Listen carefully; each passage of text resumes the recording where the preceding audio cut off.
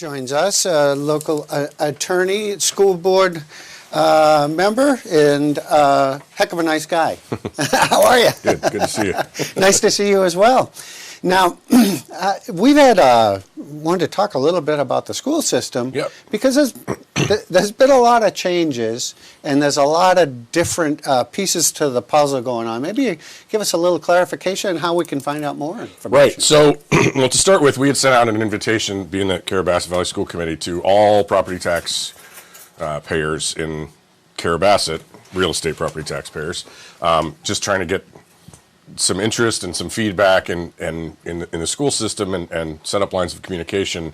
And then after we'd already sent that out, kind of bigger events happened with SAD 58, which sidetracked us a little bit. And the big news is that there was some concern that SAD 58, which is, for those of you who don't know, is Kingfield, Phillips, Strong, Mount Abram, and those surrounding areas, where we, since Carrabassett does not have its own schools, we send some students to Kingfield for pre-K through 8. Right. And then we send some kids to Mount Abram for high school. And then in the other direction, we send kids to Stratton.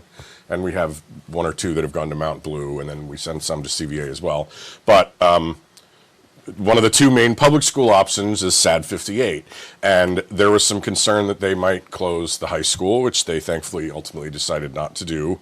Not that they couldn't have done it quite as quickly as they were hoping, even if they decided to do that. But they did take some action, which impacts our kids, because they decided that Kingfield now will not house middle school students, that all middle school students in SAD 58, which will have to go to Strong, which is also the farthest away from us, which makes it very difficult when we're sending pre-kindergartners and seniors in high school together on the same bus, and some of those younger kids could be in a bus for over an hour each way. And so we've already got some feedback from some of the parents who have been sending their kids to Kingfield that, hey, we would like to send them to Stratton instead.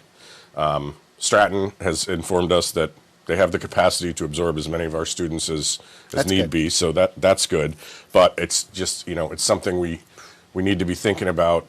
And looking forward, SAD 58, the superintendent there has said flat out, he doesn't think this is a long-term solution. This is a stopgap measure, but they're still facing declining enrollments across the board.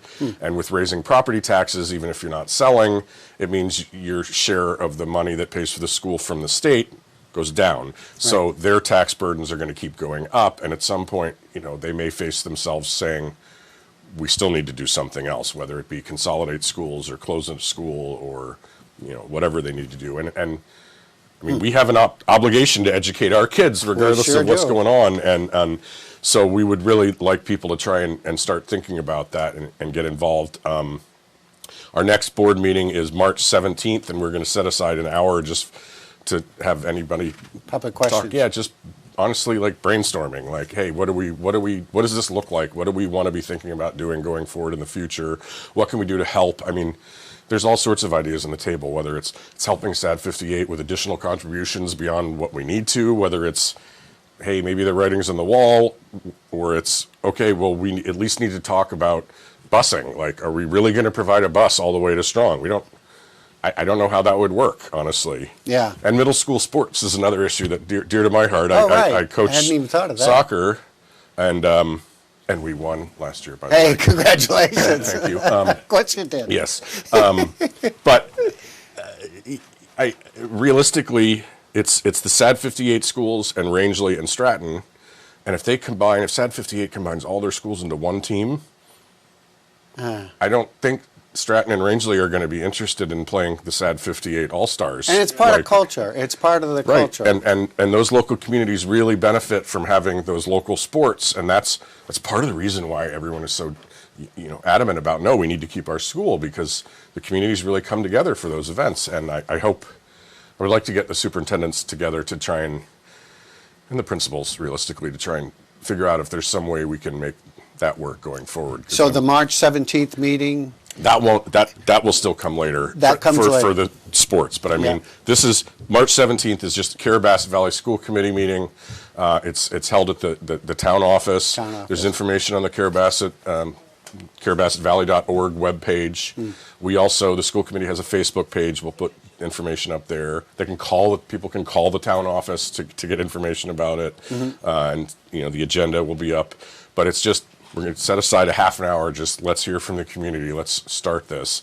And we'll continue the process that we had set up with some other folks that we had gotten together to talk about schools, and we had quite a few people show up for that, so that's great, and we'll keep moving forward with that. But really, just March 17th, I just wanted to let people know that that's the next meeting, and we need to start, looking maybe ahead. Brainstorming, like you say, Yeah. and maybe there's a solution. It sounds like it's very difficult for people to predict what's going to happen.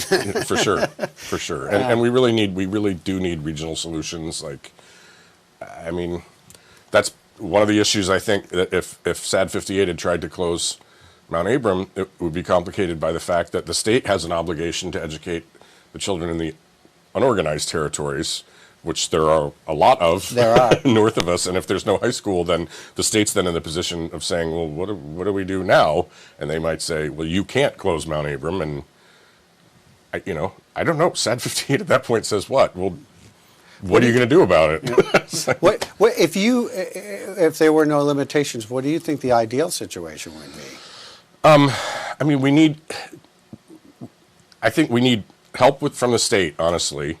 Like, the state needs to recognize that this is a rural area with a large geographic, coverage with a lot of students that need to be educated, and you can't. It's difficult the way the burden falls on particular towns and that sort of thing. So I think we need more help there.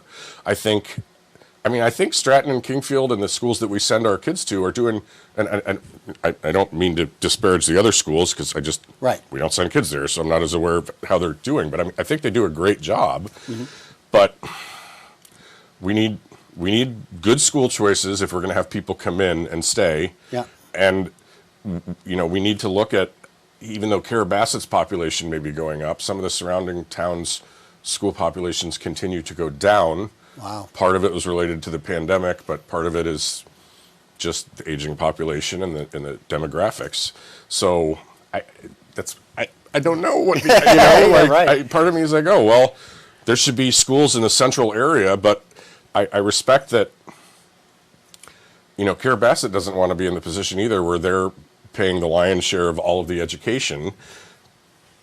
But on the other hand, it's like, well, but we probably have the biggest tax base.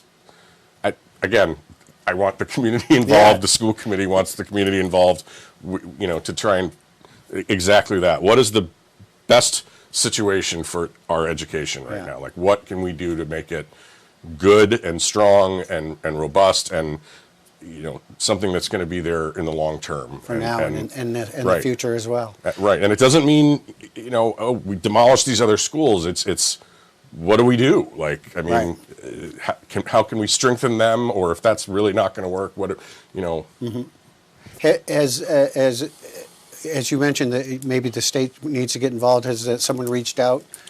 Or is there anyone to reach out to? Yeah, I mean, we have a tenuous relationship with the state sometimes, I think, and part of that is because the state can be rigid and has policies that, it really wants everyone to have in place, and sometimes you look at them and you say, these we don't have any schools. These policies don't make sense for a jurisdiction that doesn't have schools. Why would we talk about the curriculum when we have no control over it, or whatever? And I've made an effort. Fine, we'll make every policy that you want us to have, but they're going to make sense for Carabasset. So we do that. But they contribute the cost of less than 2 students. Oh. So, I mean, other than we'll cite your superintendent and she'll get in trouble, like it doesn't feel like that's not going to help. But and there's not like a whole lot they can. Well, we won't give you that money. Yeah. Oh no. Well, there's not much they can hold over our head. But it's not just a problem in Carabasset. So I'm hoping we do have representation through the Maine School Boards Association. So we do have a line of communication open with them, and I'm hopeful that they'll start thinking about, like, hey, maybe we should be pumping money into rural areas too, not just Lewiston and Auburn and you know that. Yeah, which is an easier puzzle to figure out. Yeah. Well, March 17th, Yes. town building. Yeah. And everyone is welcome, all taxpayers, and Yes. maybe we can come up with some brainstorming and a direction to move forward. It sounds like you're working real hard at it. We're trying. And we appreciate it, Steve. Yeah, Thanks for being on.